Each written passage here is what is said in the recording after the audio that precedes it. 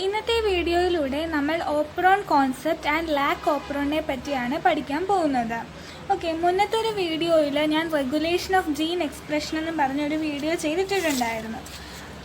ഇത് ഓക്കെ, അപ്പം ഈ റെഗുലേഷൻ ഓഫ് ജീൻ എക്സ്പ്രഷൻ എല്ലാം ഞാൻ എന്തൊക്കെ തരത്തിലുള്ള ജീനുണ്ട്, അതേപോലെ എങ്ങനെയാണ് ഒരു ജീൻ എക്സ്പ്രസ് ചെയ്യുന്നത്, എന്താണ് ജീൻ റെഗുലേഷൻ എന്നൊക്കെ ഞാൻ ഈ ഒരു വീഡിയോയിൽ പറയുന്നുണ്ടായിരുന്നു.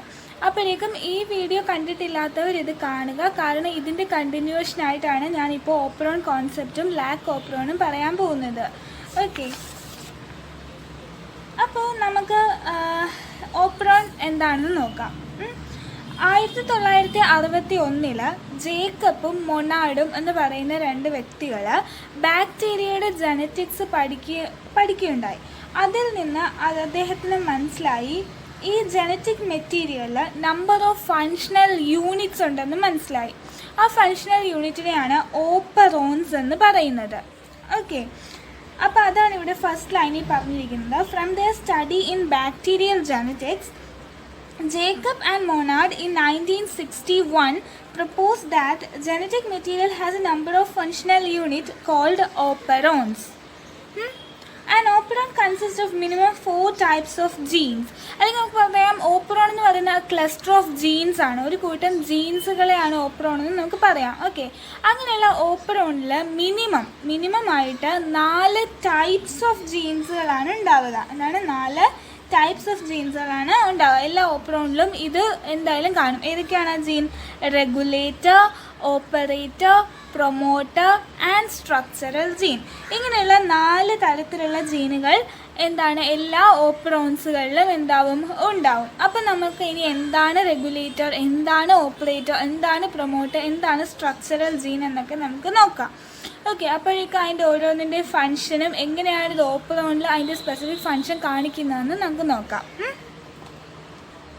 നമ്മുടെ ടെക്സ്റ്റ് ബുക്കിൽ നമുക്ക് ലാക്ക് ഓപ്പറോണിൻ്റെ ഒരു ഫിഗർ നമുക്ക് തന്നിട്ടുണ്ട്, ഒരു സ്ട്രക്ചർ നമുക്ക് തന്നിട്ടുണ്ട്. ഓക്കെ, അപ്പോഴേക്കും അതിൽ ഓരോരോ സൈറ്റ് ഉണ്ട്, PIPOZYA എന്നൊക്കെ പറഞ്ഞ് ഓരോരോ സൈറ്റ് ഉണ്ട്. ഞാൻ ഇതിൽ ഏതാണ് സ്ട്രക്ചറൽ, ഏതാണ് റെഗുലേറ്റർ, ഏതാണ് ഓപ്പറേറ്റർ, ഏതാണ് പ്രൊമോട്ടർ, ഏതാണ് സ്ട്രക്ചറൽ ജീൻ എന്നൊക്കെ പറയാം.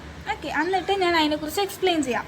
നമ്മുടെ ആ ഫിഗറിൽ ഞാൻ ലാക്ക് ഓപ്പറോൺ പഠിപ്പിക്കുന്നതിന് മുമ്പ് ഞാൻ ഓപ്പറോൺ കോൺസെപ്റ്റാണ് ഞാൻ പറയുന്നത്. എന്നിട്ട് ഞാൻ ലാക്ക് ഓപ്പറോണിലേക്ക് വരാം. ഞാനൊരു എക്സാമ്പിളായിട്ട് ഇവിടെ ചുമ്മാ ലാക്ക് ഓപ്പറോൺ എടുത്തുവെന്നേ ഉള്ളൂ. ഓക്കെ, സോ ഇത് കണ്ടോ, ഈ P ഇതെന്ന് പറയുന്നത് പ്രൊമോട്ടറാണ്. ഇതെന്ന് പറയുന്നത് പ്രൊമോട്ടറാണ്. എന്താണ് പ്രൊമോട്ടർ എന്നൊക്കെ പറയാം. ഈ പ്രൊമോട്ടർ എന്ന് പറയുന്നത് ഈ ഐ ജീൻ, ഈ ഐ എന്ന് പറയുന്നത് ഇൻഡ്യൂസും അല്ല, പകരം ഇതാണ് നമ്മുടെ റെഗുലേറ്റർ ജീൻ എന്ന് പറയുന്നത്. എന്താണ് റെഗുലേറ്റർ ജീൻ? നമ്മുടെ ഈ ഐ ജീനെയാണ് എന്തെന്ന് പറയുന്നത്? റെഗുലേറ്റർ ജീൻ എന്ന് പറയുന്നത്. ഈ പീനെയാണ് പ്രൊമോട്ടർ എന്ന് പറയുന്നത്. ഓക്കെ, ഇനി ഇതുണ്ടല്ലോ ഈ പിയും ഒരു പ്രൊമോട്ടറാണ്. ഞാൻ പറയാം എന്തുകൊണ്ടാണ് 2 പ്രൊമോട്ടർ എന്ന്. ഇതും പ്രൊമോട്ടറാണ്. ആൻഡ് ഈ O കണ്ടോ, ഇതാണ് ഓപ്പറേറ്റർ. ഇതാണെന്ത്? ഓപ്പറേറ്റർ. ആൻഡ് ഈ ZYA ജീനുകളുണ്ടല്ലോ, ഇവരെ 3 പേരെയും കൂടി നമ്മൾ വിളിക്കുന്ന പേരാണ് സ്ട്രക്ചറൽ ജീൻ.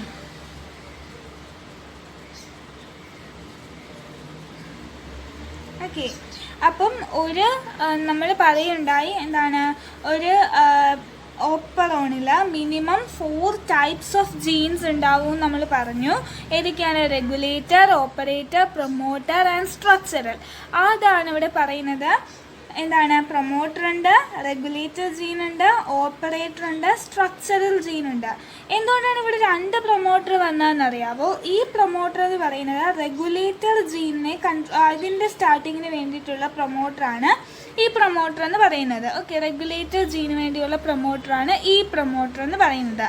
ആൻഡ് ഈ പ്രൊമോട്ടർ ഉണ്ടല്ലോ, റെഗുലേറ്റർ ജീൻ കഴിഞ്ഞ് വരുന്ന പ്രൊമോട്ടർ, ഈ പ്രൊമോട്ടർ എന്ന് പറയുന്നത് ഈ സ്ട്രക്ചറൽ ജീനിനെ വേണ്ടിയുള്ള പ്രൊമോട്ടറാണ് ഈ പ്രൊമോട്ടർ എന്ന് പറയുന്നത്. അതാണ് ഇവിടെ 2 പ്രൊമോട്ടർ വന്നിരിക്കുന്നത്.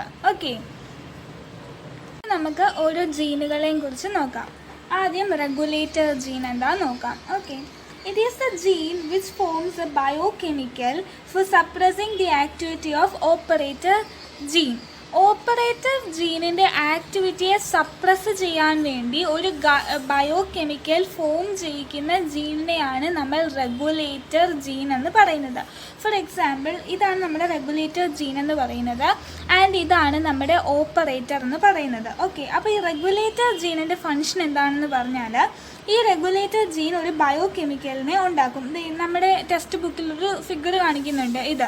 ഓക്കെ, ഈ ബയോ കെമിക്കലിനെ പ്രൊഡ്യൂസ് ചെയ്യും. ഇത് കണ്ടോ, ഈ ഒരു റിപ്രസർ mRNA ഉണ്ടാക്കും, അതുവഴി റിപ്രസർ പ്രോട്ടീൻ ഉണ്ടാക്കും. ഓക്കെ, ഇതൊരു ബയോ കെമിക്കലാണ്.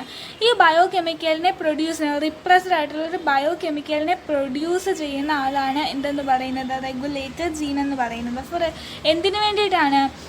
ഓപ്പറേറ്റർ ജീനിൻ്റെ ആക്ടിവിറ്റിയെ തടയാൻ വേണ്ടിയിട്ടുള്ള സപ്രസർ ഉണ്ടാക്കുന്ന, അങ്ങനെയുള്ള ബയോ കെമിക്കൽ പ്രൊഡ്യൂസ് ചെയ്യുന്ന ജീനാണ് എന്ത് ജീൻ എന്ന് പറയുന്നത്, റെഗുലേറ്റർ ജീൻ എന്ന് പറയുന്നത്.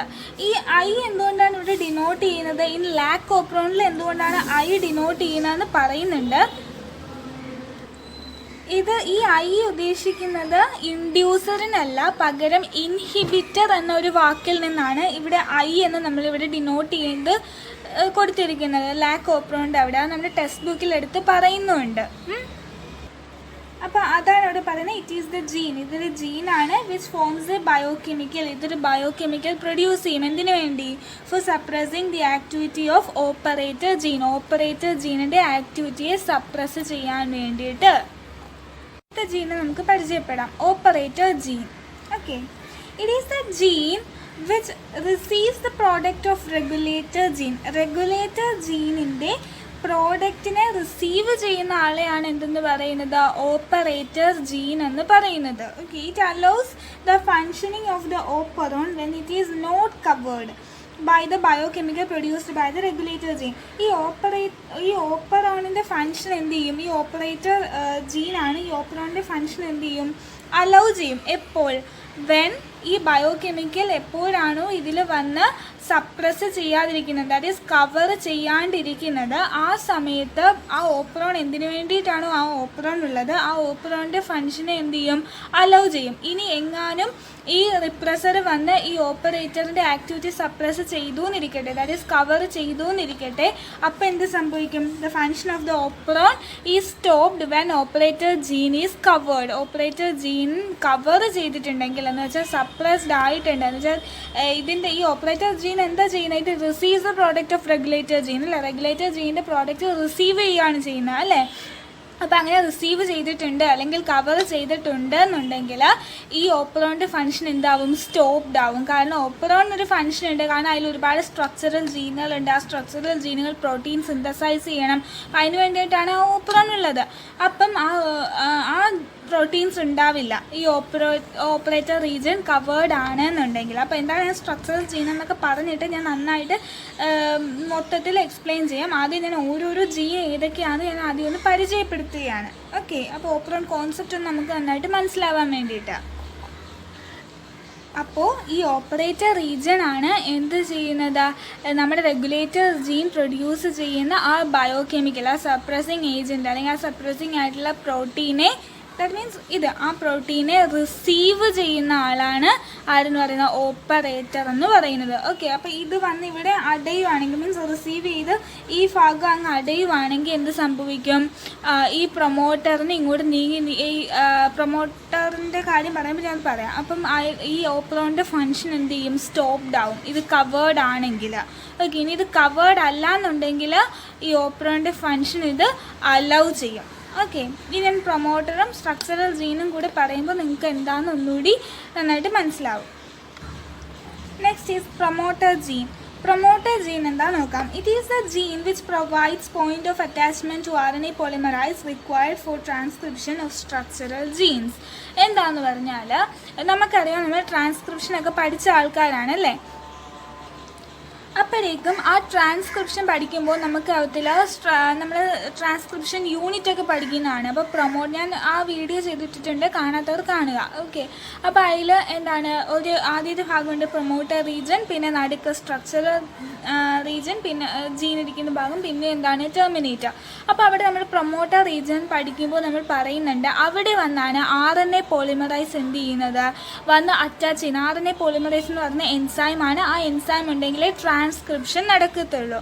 അപ്പം ആ എൻസൈം വന്ന് ബൈൻഡ് ചെയ്യുന്ന DNA സെഗ്മെൻ്റാണ് പ്രൊമോട്ടർ റീജൺ എന്ന് പറയുന്നത്. ഓക്കെ, അപ്പോൾ ആ പ്രൊമോട്ടർ ജീനിൽ വന്നിട്ട് ഈ ഭാഗത്ത് വന്നിട്ടാണ് എന്ത് ചെയ്യുന്നത്, ഈ പ്രൊമോട്ടർ ഭാഗത്ത് വന്നിട്ടാണ് ഈ RNA പോളിമറൈസ് എന്ത് ചെയ്യുന്നത്, വന്ന് അറ്റാച്ച് ചെയ്യുന്നത്. അതാണ് പറയുന്നത് it is the gene which provides the point of attachment to RNA polymerase. Gene എന്ന് പറഞ്ഞാൽ എന്താണ്, ജീൻ എന്ന് പറഞ്ഞാൽ ന്യൂക്ലിയേറ്റഡ് സീക്വൻസ് ആണ് അല്ലേ, നമ്മുടെ DNA ന്യൂക്ലിയേറ്റഡ് സീക്വൻസ് ആണ്. അപ്പോൾ ഈ ന്യൂക്ലിയേറ്റഡ് സീക്വൻസ് ഈ ഭാഗത്ത് വന്നിട്ടാണ് എന്ത് ചെയ്യുന്നത്, RNA പോളിമറൈസ് എൻസൈം വന്ന് അറ്റാച്ച് ചെയ്യുന്നത്. അപ്പോൾ ഈ ഭാഗത്ത് വന്നിട്ടാണ്, ദാറ്റ് ഈസ് ഈ പ്രൊമോട്ടർ റീജണിൽ വന്നിട്ടാണ് എന്ത് ചെയ്യുന്നത്, RNA പോളിമറൈസ് എൻസൈം വന്ന് അറ്റാച്ച് ചെയ്യുന്ന DNA ഭാഗം എന്ന് പറയുന്നത് ഈ പ്രൊമോട്ടർ റീജൺ ആണ്. എന്നിട്ട് ഇവിടെ വന്ന് അറ്റാച്ച് ചെയ്തതിന് ശേഷമാണ് ഇങ്ങോട്ട് നീങ്ങി പോയി എന്താണ് ഈ ZY ഈ റീജിയനിലൊക്കെ എത്താൻ നേരത്ത് ഇവിടുത്തെ അതേ ന്യൂക്ലിയോടൈഡ് സീക്വൻസ് വായിച്ചുകൊണ്ട് അതിനനുസരിച്ചിട്ടുള്ള RNA ഉണ്ടാക്കുന്ന മെസ്സഞ്ചർ RNA ഉണ്ടാക്കുന്നത് അങ്ങനെയാണ്. ഓക്കെ, ഇവിടെ വന്നാണ് അറ്റാച്ച് ചെയ്യുന്ന RNA പോളിമറൈസ്. എന്നിട്ട് ഇങ്ങോട്ട് നീങ്ങി ZY റീജിയനിലൊക്കെ പോയി എന്തുണ്ടാക്കും, എന്തിനു വേണ്ടിയിട്ടാണ് RNA പോളിമറൈസ് ഉള്ളത്, ട്രാൻസ്ക്രൈബ് ആക്കാൻ വേണ്ടിയിട്ട് അല്ലേ. അങ്ങനെ ട്രാൻസ്ക്രിപ്ഷൻ നടന്ന mRNA ഉണ്ടാവുന്നത്. ഇനി അടുത്തതാണ് structural gene. They are genes which transcribe messenger RNA for polypeptide synthesis. Polypeptide synthesisന് വേണ്ടി, that is protein synthesisന് വേണ്ടി mRNA പ്രൊഡ്യൂസ് ചെയ്യുന്ന അല്ലെങ്കിൽ mRNA ഉണ്ടാക്കുന്ന ജീൻസ് ആണ് എന്തെന്ന് പറയുന്നത്, സ്ട്രക്ചറൽ ജീൻസ് എന്ന് പറയുന്നത്. An operon may have one or more structural genes. ചിലപ്പോൾ ഒരു ഓപ്പറോണിൽ ഒന്നിൽ കൂടുതൽ സ്ട്രക്ചറൽ ജീനുകളോ കാണും. ഓക്കെ, അതായത് അതാണ് പോളിസിസ്ട്രോണിക് എന്ന് പറഞ്ഞ് നമ്മൾ ട്രാൻസ്ക്രിപ്ഷൻ പഠിക്കുമ്പോൾ നമ്മൾ പറയുന്നുണ്ട് അല്ലേ. പ്രോക്യാരിയോട്സിൻ്റെ ഒരു കേസിൽ പറയുന്നതാണ്, യൂക്യാരിയോട്സിലല്ല പ്രോക്യാരിയോട്സിൽ അവരിൽ പോളിസിസ്ട്രോണിക് കണ്ടീഷനാണ് നമുക്ക് കാണാനായിട്ട് സാധിക്കുന്നത് അല്ലേ. കാരണം ഒരു പ്രൊമോട്ടർ കൊണ്ട് തന്നെ 2, 3, 4 ജീനുകളെല്ലാം എന്താണ് പ്രവർത്തിക്കും with a single promoter region. ഒരു സിംഗിൾ പ്രൊമോട്ടർ റീജണിൽ വന്ന RNA പോളിമറൈസ് ബൈൻഡ് ചെയ്തുകൊണ്ട് തന്നെ 2, 3 ജീനുകൾ അതിലുണ്ട്. അങ്ങനെ 2, 3 തരത്തിലുള്ള പ്രോട്ടീൻസുകൾ നമ്മൾ ആ സിംഗിൾ പ്രൊമോട്ടറിൽ നിന്ന് തന്നെ നമുക്ക് കിട്ടും. അങ്ങനെ നമ്മൾ ട്രാൻസ്ക്രിപ്ഷനിൽ നമ്മൾ പഠിക്കുന്നുണ്ട് എന്താണ് പോളിസിസ്ട്രോണിക് കണ്ടീഷൻ എന്നൊക്കെ ഞാൻ വീഡിയോ ചെയ്തിട്ടുള്ളതാണ്. അപ്പോഴേക്കും അതുകൊണ്ട് നമുക്കറിയാം ആ ഒരു ഓപ്പറോണിൽ എന്തുണ്ടാവും, 1 or more സ്ട്രക്ചറൽ ജീൻ ഉണ്ടാവും. ലാക്ക് ഓപ്പറോണിൽ ആണെങ്കിൽ എത്ര സ്ട്രക്ചറൽ ജീൻ ഉണ്ട്, 3 സ്ട്രക്ചറൽ ജീനുണ്ട്. ഏതൊക്കെയാണ്, ZYA ഈ ജീനുകളാണ് ലാക്ക് ഓപ്പറോണിലുള്ളത്. എന്നാൽ ട്രിപ്റ്റോഫാൻ ഓപ്പറോണിലാണെങ്കിൽ 5 എണ്ണമാണ് ഉള്ളത്.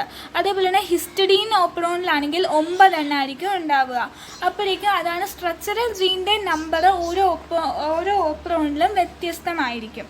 ഓക്കെ, എന്ന് വെച്ചാൽ ഇവിടെ 3 സ്ട്രക്ചറൽ ജീനുകളാണുള്ളത് ZYE. ഈ 3 സ്ട്രക്ചറൽ ജീനുകളും സിസ്ട്രോൺ എന്ന് പറയുമ്പോൾ എന്താണ് അത്, അല്ലെങ്കിൽ ജീൻ എന്ന് പറഞ്ഞാൽ എന്താണ്, പ്രോട്ടീൻ സിന്തസിസ് ചെയ്യും അല്ലേ. അപ്പോഴേക്കും ഇതിലെന്താണ്, ഇത് ബീറ്റ ഗാലക്ടോക്സിഡൈസ് എന്ന് പറയുന്ന ഒരു എന്താണ് എൻസൈമാണ് നമുക്ക് തരുന്നത്, ഒരു പ്രോട്ടീനാണ്. ഇത് സിന്തസൈസ് ചെയ്യുന്ന Z ജീൻ. ആൻഡ് Y ജീനാണ് പെർമിയേസിനെ തരുന്നത്. എന്താണ് പെർമിയേസിനെ തരുന്നത്. ആൻഡ് A ആണ് ട്രാൻസ് അസറ്റിലൈസ് എന്ന് പറയുന്ന ഒരു എൻസൈം നമുക്ക് തരുന്നത്. അപ്പോഴേക്കും ഈ ഒരു പ്രൊമോട്ടർ റീജൻ തന്നെ ഈ 3 സ്ട്രക്ചറൽ ജീനുകളെയും എന്ത് ചെയ്യുന്നുണ്ട്, കൺട്രോൾ ചെയ്യുന്നുണ്ട്. ഈ പ്രൊമോട്ടർ ഇങ്ങനെ അറ്റാച്ച് ചെയ്യുകയാണെങ്കിൽ ഇതിങ്ങനെ പോവുകയാണെങ്കിൽ 3 ജീനും അതോടൊപ്പം അല്ലെങ്കിൽ 3 ജീനും വർക്ക് ചെയ്തോളും. അല്ലെങ്കിൽ 3 ജീനിൽ നിന്നും എന്താണ് 3 തരം പ്രോട്ടീൻ നമുക്ക് കിട്ടും. ഓക്കെ, നേരെ ഡയറക്റ്റ് പ്രോട്ടീൻ ഉണ്ടാവുകയല്ല, അത് ട്രാൻസ്ക്രൈബ് ചെയ്ത് ആദ്യം mRNA ഉണ്ടാവും, അതിൽ നിന്ന് പ്രോട്ടീൻസ് ഉണ്ടാവും. ഓക്കെ, ഓപ്പറോണിൻ്റെ 4 ഭാഗങ്ങൾ അല്ലെങ്കിൽ 4 ടൈപ്സ് ഓഫ് ജീൻസുകളെ കുറിച്ചൊക്കെ നമ്മൾ പഠിച്ചു. ഏതൊക്കെയാണ്? പ്രൊമോട്ടർ ഉണ്ട്, റെഗുലേറ്റർ ഉണ്ട്, ഓപ്പറേറ്റർ ഉണ്ട്, സ്ട്രക്ചറൽ ജീൻ ഉണ്ട്. അങ്ങനെ 4 ഡിഫറെൻറ്റ് ടൈപ്സ് ഓഫ് ജീനുകൾ ഉണ്ടെന്നൊക്കെ നമ്മൾ പഠിച്ചു. ഇനി 2 തരത്തിലുള്ള ഓപ്പറോണുകളാണുള്ളത്. ഒന്ന് ഇൻഡ്യൂസബിൾ ഓപ്പറോണും ഒന്ന് റിപ്രസിബിൾ ഓപ്പറോണും. ഓക്കെ, 2 ഡിഫറെൻറ്റ് ടൈപ്സ് ഓഫ് ഓപ്പറോണാണുള്ളത്. ആദ്യം നമുക്ക് ഇൻഡ്യൂസബിൾ ഓപ്പറോൺ എന്താണെന്ന് നോക്കാം. ഇൻഡ്യൂസബിൾ ഓപ്പറോൺ എന്ന് പറഞ്ഞാൽ it is N operon which normally remains switched of. ഇത് ഇങ്ങനെയുള്ള ഓപ്പറോൺ, ഇൻഡ്യൂസബിൾ ആയിട്ടുള്ള ഓപ്പറോൺ എന്ന് പറയുമ്പോൾ ഈ ഓപ്പറോൺ നോർമലി എന്തായിട്ടായിരിക്കും ഇരിക്കുന്നത്? ഓഫായിട്ടായിരിക്കും ഉണ്ടാവുന്നത്, സ്വിച്ച് ഓഫായിട്ടായിരിക്കും ഇരിക്കുന്നത്. എപ്പോഴാണോ നമ്മൾ അതിനെ ഇൻഡ്യൂസ് ചെയ്യുന്നത് അല്ലെങ്കിൽ അതിനെ പ്രവർത്തിക്കാൻ വേണ്ടി നമ്മൾ അതിനെ ഇൻഡ്യൂസ് ചെയ്യുന്നത് അപ്പോൾ മാത്രം ഓൺ ആവുകയും അല്ലാത്ത സമയങ്ങളിലെല്ലാം ഓഫായി ഇരിക്കുന്ന തരത്തിലുള്ള ഓപ്പറോണുകളെയാണ് നമ്മൾ ഇൻഡ്യൂസബിൾ ഓപ്പറോൺ എന്ന് പറയുന്നത്. Okay, for example lac operon ആണ് അതിനൊരു എക്സാമ്പിൾ പറഞ്ഞിരിക്കുന്നത്. ഫോർ എക്സാമ്പിൾ ഇത് ലാക്ക് ഓപ്പറോണിൻ്റെ സ്ട്രക്ചറല്ലേ കൊടുത്തിരിക്കുന്നത്. അപ്പോഴേക്കും ഈ ലാക്ക് ഓപ്പറോൺ എപ്പോഴും സ്വിച്ച്ഡ് ഓഫ് ആയിരിക്കുന്ന ആൾക്കാരാണ്.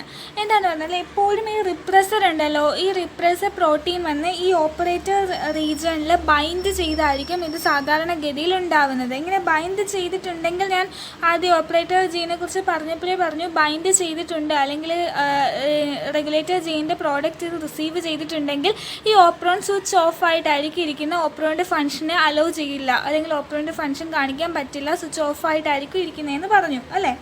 അപ്പോഴേക്കും ഈ നോർമൽ കേസസിൽ സ്വിച്ച്ഡ് ഓഫ് ആയിരിക്കുന്നത് എന്ന് വെച്ചാൽ ഈ റിപ്രസർ പ്രോട്ടീൻ വന്ന് ഓപ്പറേറ്ററിൽ ബൈൻഡ് ചെയ്താണ് ഇരിക്കുന്നത്. ഓക്കെ, പക്ഷേ എപ്പോഴാണ് നമ്മൾ ഈ ഒരു ഇൻഡ്യൂസർ കൊടുക്കുന്നത്? ഫോർ എക്സാമ്പിൾ ലാക്ക് ഓപ്പറോണിൻ്റെ കേസിൽ ലാക്ടോസ് ആണ് ഇൻഡ്യൂസർ എന്ന് പറയുന്നത്. അപ്പോൾ ആ ഇൻഡ്യൂസർ കൊടുക്കുക എന്ന് പറയുമ്പോൾ അത് സബ്സ്ട്രേറ്റ് ആയിട്ടാണ് അവിടെ ആക്ട് ചെയ്യുന്നത്. അപ്പോൾ ആ ലാക്ടോസ് അവിടെ ഉണ്ടെന്നുണ്ടെങ്കിൽ ഈ ലാക്ടോസ് വന്ന് ഈ റിപ്രസറിൽ ബൈൻഡ് ചെയ്യും. റിപ്രസറിൽ ബൈൻഡ് ചെയ്യുമ്പോൾ റിപ്രസറിന് പോയി ഓപ്പറേറ്ററിൽ ബൈൻഡ് ചെയ്യാൻ സാധിക്കില്ല. ഓക്കെ, അങ്ങനെയുള്ള സിറ്റുവേഷനിൽ ഓപ്പറേറ്റർ അപ്പം മാത്രം അങ്ങനെ ഇൻഡ്യൂസ് ഉണ്ടെങ്കിൽ മാത്രമേ ഈ റിപ്രസർ പോയി ഓപ്പറേറ്ററിൽ ബൈൻഡ് ചെയ്യാണ്ടിരിക്കുകയുള്ളൂ. അപ്പം മാത്രമേ എന്ത് ചെയ്യുള്ളൂ? ഈ ഓപ്പറോൺ സ്വിച്ച്ഡ് ഓൺ ആവുകയുള്ളൂ. എന്ന് വെച്ചാൽ ഓപ്പറേറ്റർ ബൈൻഡ് ചെയ്തിട്ടില്ല എന്നുണ്ടെങ്കിൽ മാത്രമേ ഈ ഓപ്പറോൺ ഓൺ ആയിരിക്കുകയുള്ളൂ. അങ്ങനെ ഇൻഡ്യൂസർ ഉണ്ടെങ്കിൽ മാത്രം അല്ലെങ്കിൽ നമ്മളൊരു ഇൻഡ്യൂസർ കൊടുത്താൽ മാത്രം ഓൺ ആവുന്ന, അല്ലാത്ത സമയങ്ങളിലെല്ലാം ഓഫായിരിക്കുന്ന തരത്തിലുള്ള ഓപ്പറോണുകളെയാണ് എന്തെന്ന് പറയുന്നത്? ഇൻഡ്യൂസബിൾ ഓപ്പറോൺ എന്ന് പറയുന്നത്. ഇപ്പോൾ മനസ്സിലായോ? അതാണ് എക്സാമ്പിൾ നമ്മൾ ലാക്ക് ഓപ്പറോണും കൊടുക്കാനായിട്ടുള്ള കാരണം എന്ന് പറയുന്നത്. Inducible operon it is operon which normally remains switched off. ഇനി അത് പറയുന്നുണ്ട് അടുത്ത ലൈനിൽ, the regulator gene of the operon produces a complete repressor. ഇവിടുത്തെ റെഗുലേറ്റർ ജീൻ എന്ന് പറയുന്നത് ഒരു കംപ്ലീറ്റ് ആയിട്ടുള്ളൊരു റിപ്രസർ പ്രോട്ടീനെയാണ് ഉണ്ടാക്കുന്നത്. അതുകൊണ്ട് തന്നെ അതിന് പെട്ടെന്ന് പോയി ഓപ്പറേറ്ററിൽ ബൈൻഡ് ചെയ്തിരിക്കാൻ സാധിക്കും. അങ്ങനെ സ്വിച്ച്ഡ് ഓഫ് ആയി തന്നെ ഈ ഓപ്പറോൺ ഇരിക്കും. ഓക്കെ, ഇനി റിപ്രസിബിൾ ഓപ്പറോൺ ഇതിൻ്റെ തന്നെ ജസ്റ്റ് ഓപ്പോസിറ്റ് ആണ്. The operon normally remains switched on. ഇവിടെ ഈ ഓപ്പറോൺ എന്തായിരിക്കും? നോർമലി സ്വിച്ച്ഡ് ഓൺ ആയിട്ടായിരിക്കും ഇരിക്കുന്നത്. എപ്പോഴും പ്രവർത്തിച്ചുകൊണ്ടിരിക്കുന്ന ഓപ്പറോൺ ആണ്. എപ്പോഴാണ് നമ്മളതിനെ സപ്രസ് ചെയ്യുന്നത് അതുവരെ ഓൺ ആയിരിക്കുന്നത്. എപ്പോഴാണ് നമ്മൾ സ്വിച്ച് ഓഫ് ചെയ്യുന്നത് അതുവരെ ഓൺ ആയിരിക്കുന്ന തരത്തിലുള്ള ഓപ്പറോണെയാണ് റിപ്രസിബിൾ ഓപ്പറോൺ എന്ന് പറയുന്നത്. For example tryptophan operon. ഇവിടെ എന്ന് പറയുന്നത്, ഇവിടെ ഈ ട്രിപ്റ്റോഫാൻ ഓപ്പറോൺ എന്തിനാണ് വർക്ക് ചെയ്യുന്നതെന്ന് പറഞ്ഞാൽ, ഇവിടെ ട്രിപ്റ്റോഫാൻ എന്ന് പറയുന്നത് സബ്സ്ട്രേറ്റ് അല്ല, പകരം എൻഡ് പ്രോഡക്റ്റ് ആണ്. ഓക്കെ, ഈ ട്രിപ്റ്റോഫാൻ ഓപ്പറോൺ വർക്ക് ചെയ്യുന്നത് തന്നെ ട്രിപ്റ്റോഫാൻ എന്ന അമൈനോ ആസിഡിനെ ഉണ്ടാക്കാൻ വേണ്ടിയിട്ടാണ്. ഓക്കെ, അപ്പം ഈ ഓപ്പറോൺ ഇങ്ങനെ വർക്ക് ചെയ്തുകൊണ്ടിരിക്കുന്ന സമയത്ത് 5 ജീനുകളാണുള്ളത്. അതിലൊരെണ്ണം ട്രിപ്റ്റോഫാൻ, അതിൻ്റെ എൻഡ് പ്രോഡക്റ്റ്, അതിൻ്റെ ലക്ഷ്യം എന്ന് പറയുന്നത് ട്രിപ്റ്റോഫാൻ എന്ന അമൈനോ ആസിഡ് ഉണ്ടാക്കുന്നതാണ്. അപ്പം നമ്മൾ ഈ എക്സ്റ്റേണലായിട്ട് നമ്മൾ ഈ അമൈനോ ആസിഡിനെ അങ്ങോട്ട് കൊടുക്കുകയാണെങ്കിൽ ഈ ഓപ്പറോൺ പിന്നെ വർക്ക് ചെയ്യേണ്ട കാര്യമുണ്ടോ? ഈ ഓപ്പറോൺ വർക്ക് ചെയ്യുന്നത് തന്നെ എന്തിനു വേണ്ടിയിട്ടാണ്? ട്രിപ്റ്റോഫാൻ ഉണ്ടാക്കാൻ വേണ്ടിയിട്ടാണ്. അപ്പോൾ നമ്മൾ അതിൻ്റെ എൻഡ് പ്രോഡക്റ്റ് ആയിട്ടുള്ള ട്രിപ്റ്റോഫാൻ നമ്മൾ പുറത്തുനിന്ന് എക്സ്റ്റേണലി നമ്മൾ കൊടുക്കുകയാണെങ്കിൽ ഈ ട്രിപ്റ്റോഫാൻ പിന്നെ വർക്ക് ചെയ്യേണ്ട ആവശ്യമുണ്ടോ? അങ്ങനെ ആ ട്രിപ്റ്റോഫാൻ ഫാൻ അപ്പം സ്റ്റോപ്പ് ആവും അല്ലേ, പിന്നെ വർക്ക് ചെയ്യേണ്ട കാര്യമില്ല. അങ്ങനെ നമ്മൾ എപ്പോഴാണോ അതിനെ സ്വിച്ച് ഓഫ് ആക്കാൻ വേണ്ടി ട്രിപ്റ്റോഫാൻ എക്സ്റ്റേണലി കൊടുക്കുന്നത് അപ്പോൾ മാത്രം സ്വിച്ച് ഓഫ് ആകുകയും ബാക്കി എല്ലാ സമയങ്ങളിലും സ്വിച്ച് ഓൺ ആയി ഇരിക്കുന്ന തരത്തിലുള്ള ഓപ്പറോണുകളെയാണ് എന്തെന്ന് പറയുന്നത് റിപ്രസിബിൾ ഓപ്പറോൺ എന്ന് പറയുന്നത്. ഫോർ എക്സാമ്പിൾ ആണ് ട്രിപ്റ്റോഫാൻ കൊടുത്തിരിക്കുന്നത്. Operon normally remain switch on, അല്ലാത്ത സമയങ്ങളെല്ലാം സ്വിച്ച് ഓൺ ആയിരിക്കും. എപ്പോഴാണോ നമ്മൾ അതിനെ സപ്രസ് ചെയ്യാൻ എന്തെങ്കിലും ചെയ്യുന്നത് അതുവരെ ഓൺ ആയിരിക്കുന്ന ഓപ്പറോണുകളെയാണ് റിപ്രസിബിൾ ഓപ്പറോൺ എന്ന് പറയുന്നത്. എന്തുകൊണ്ടാണ് ഇവർ എപ്പോഴും ഓപ്പണായി ഇരിക്കുന്നതെന്ന് പറഞ്ഞാൽ, അല്ലെങ്കിൽ ഓൺ ആയിരിക്കുന്ന എന്താണെന്ന് ചോദിച്ചാൽ, ദ റെഗുലേറ്റർ ജീൻ ഫോംസ് ഉള്ള പാർട്ട് ഓഫ് റിപ്രസർ കോൾഡ് അപ്പോ റിപ്രസർ. ഇവിടെ നമ്മുടെ ലാക്ക് ഓപ്പറോണിൽ അവിടെ കംപ്ലീറ്റ് ആയിട്ടുള്ള റിപ്രസറാണ് റെഗുലേറ്റർ ജീനെ പ്രൊഡ്യൂസ് ചെയ്തത്. പക്ഷേ ഇവിടെ അങ്ങനെയല്ല. ഈ റിപ്രസബിൾ ഓപ്പറോണിൽ റെഗുലേറ്റർ ജീൻ ഉണ്ടാക്കുന്നത് ഒരു പാർട്ട് മാത്രമാണ്, റിപ്രസറിൻ്റെ ഒരു പാർട്ട് മാത്രമാണ്. പക്ഷേ ആ പാർട്ട് കംപ്ലീറ്റ് അല്ല. ഓക്കെ, കംപ്ലീറ്റ് ആണെങ്കിൽ അതിന് പോയി ഓപ്പറേറ്ററിൽ ബൈൻഡ് ചെയ്യാൻ സാധിക്കുള്ളൂ. ഈ റിപ്രസിബിൾ ഓപ്പറോൺ ഉണ്ടാക്കുന്ന റിപ്രസർ അപ്പോ റിപ്രസറാണ്. ഓക്കെ, അതിൽ ബൈൻഡിങ് ഹെഡ് ഇല്ല. ബൈൻഡിങ് ഹെഡ് ഉണ്ടെങ്കിൽ ഓപ്പറോണിൽ വന്ന് അതിനെ അറ്റാച്ച് ചെയ്യാനായിട്ട് സാധിക്കത്തുള്ളൂ. അപ്പോഴേക്കും റിപ്രസർ വന്ന് ഈ അപ്പോ റിപ്രസറിൽ ബൈൻഡ് ചെയ്താൽ മാത്രമേ അതിന് പോയി റിപ്രസർ എന്ന് പറയുന്ന ഒരു പ്രോട്ടീൻ ആരുണ്ടാക്കുന്നുണ്ട്, ഓപ്പറേറ്റർ ഉണ്ടാക്കുന്നുണ്ട്. ഈ റിപ്രസിബിൾ ഓപ്പറോണിൻ്റെ കേസിലാണ് പറയുന്നത്. ഓക്കെ, ആ റിപ്രസർ വന്ന് ഈ അപ്പോ റിപ്രസറിനെ ബൈൻഡ് ചെയ്താൽ മാത്രമാണ് എന്ത് സംഭവിക്കുന്നത്, ഈ ഒരു അപ്പോ റിപ്രസർ മൊത്തം ഒരു കംപ്ലീറ്റ് റിപ്രസറായിട്ട് മാറി ഓപ്പറേറ്റർ സൈറ്റിൽ പോയി ബൈൻഡ് ചെയ്യാൻ സാധിക്കുള്ളൂ. അതുകൊണ്ടാണ് ഇവരെപ്പോഴും ഓണായി തന്നെ ഇരിക്കുന്നത്. ഓക്കെ, കാരണം ഇവർ ഒരു അപ്പോ റിപ്രസറിനെയാണ് പ്രൊഡ്യൂസ് ചെയ്യുന്നത്. ഈ അപ്പോ റിപ്രസറിന് ഒറ്റയ്ക്ക് പോയി ഓപ്പറേറ്റർ ജീനിൽ പോയി ബൈൻഡ് ചെയ്യാനായിട്ടുള്ള കഴിവില്ല. അതുകൊണ്ട് തന്നെ ഇവർ എപ്പോഴും സ്വിച്ച് ഓൺ ആയിരിക്കും. ഇനി ഒരു റിപ്രസർ വന്ന് ഈ അപ്പോ റിപ്രസറിൽ ബൈൻഡ് ചെയ്താൽ മാത്രമേ എന്ത് സംഭവിക്കുള്ളൂ, ഈ അത് പൂർണ്ണമായിട്ടുള്ള ഒരു കംപ്ലീറ്റ് റിപ്രസറായിട്ട് ഓപ്പറേറ്റർ ജീനിൽ പോയി ബൈൻഡ് ചെയ്യുള്ളൂ. അപ്പോൾ മാത്രമേ എന്ത് നടക്കുള്ളൂ, അത് സ്വിച്ച് ഓഫ് ആവുള്ളൂ. അല്ലാത്ത സമയത്തൊക്കെ സ്വിച്ച് ഓൺ ആയിരിക്കുന്ന ടൈപ്പ് ഓപ്പറോണുകളെയാണ് റിപ്രസിബിൾ ഓപ്പറോൺ എന്ന് പറയുന്നത്. ഓക്കെ, ആ റിപ്രസർ വരണമെന്നുണ്ടെങ്കിൽ നമ്മുടെ ട്രിപ്റ്റോഫാൻ വേണം. ഓക്കെ, അതാണ് രണ്ട് തരത്തിലുള്ള ഓപ്പറോൺസ് എന്ന് പറയുന്നത്, ഇൻഡ്യൂസബിൾ ഓപ്പറോണും റിപ്രസിബിൾ ഓപ്പറോണും. അപ്പോൾ ഇന്നത്തെ ഈ വീഡിയോയിലൂടെ ഞാൻ ഓപ്പറോൺ കോൺസെപ്റ്റും അതേപോലെ തന്നെ ലാക്ക് ഓപ്പറോണും രണ്ടും ഒരുമിച്ച് പറയാമെന്ന് വിചാരിച്ചിരുന്നതാണ്. അപ്പോൾ ഓപ്പറോൺ കോൺസെപ്റ്റ് പറഞ്ഞപ്പോൾ തന്നെ, അല്ലെങ്കിൽ എന്താണ് ഓപ്പറോൺ എന്ന് പറഞ്ഞപ്പോൾ തന്നെ ഒരുപാട് ലെങ്തി ആയ വീഡിയോ. അപ്പോൾ ലാക്ക് ഓപ്പറോൺ അടുത്ത ഒരു പാർട്ടായിട്ട് ഇടാം.